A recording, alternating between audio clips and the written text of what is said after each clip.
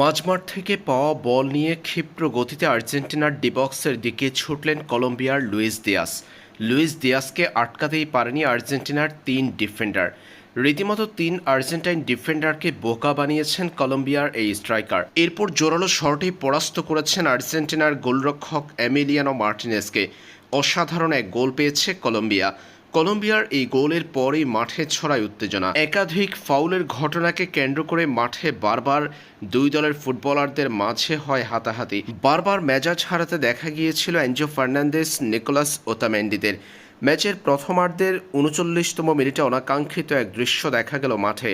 আর্জেন্টিনার Nicolas Otamendi ধাক্কা দিয়ে ফেলে দিলেন কলম্বিয়ার এক ফুটবলারকে। সাথে সাথেই ফাউলের বাঁশি বাজান রেফারি। এই ঘটনার পর মাঠে দুই দলের ফুটবলারদের মাঝে লম্বা সময় হয়েছে হাতাহাতি। আর্জেন্টিনা কলম্বিয়ার ম্যাচে বেশ কয়েকবার এমন দৃশ্য দেখা গেল প্রথমার্ধের ৪৫ মিনিটে। এমন অনাকাঙ্ক্ষিত সব ঘটনার জন্য দুই দলের বেশ কয়েকজন হলুদ কার্ডও পেয়েছেন এদিন। ফুটবল মাঠে রেসলিংয়ের এমন অনাকাঙ্ক্ষিত দৃশ্য মোটেও প্রত্যাশিত ছিল না ভক্তদের কাছে।